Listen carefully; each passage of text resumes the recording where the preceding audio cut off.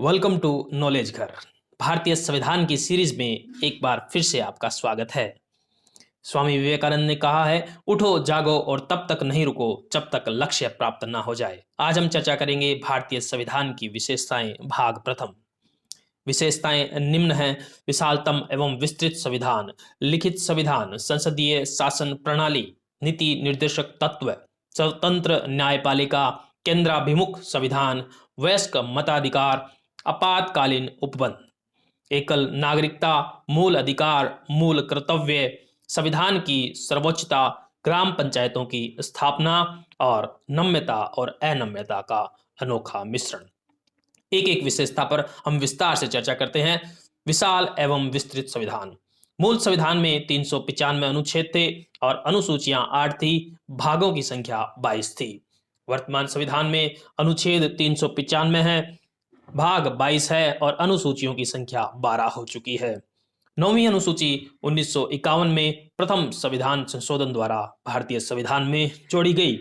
10वीं अनुसूची 1985 में 52वें संविधान संशोधन द्वारा, 11वीं अनुसूची 1992 में 73वें संविधान संशोधन द्वारा, वहीं 12वीं अनुसूची 74वें संविधान संशोधन द्वारा 1992 में जोड़ी गई।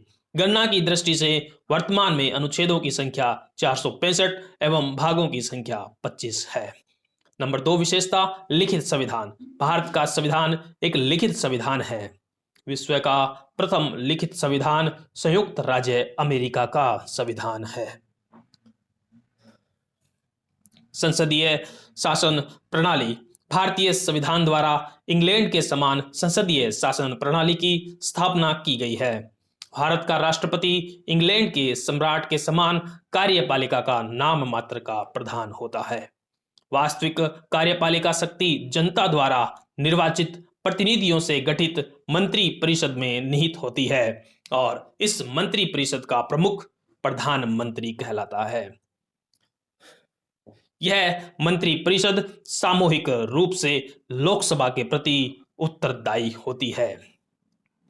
अर्थात भारतीय संविधान में कार्यपालिका का नाम मात्र का प्रधान राष्ट्रपति होता है। स्वतंत्र न्यायपालिका। भारतीय संविधान द्वारा एकीकृत एवं स्वतंत्र न्यायपालिका की स्थापना उसकी महत्वपूर्ण विशेषता है। एकीकृत न्यायपालिका के शीर्ष पर सर्वोच्च न्यायालय होता है।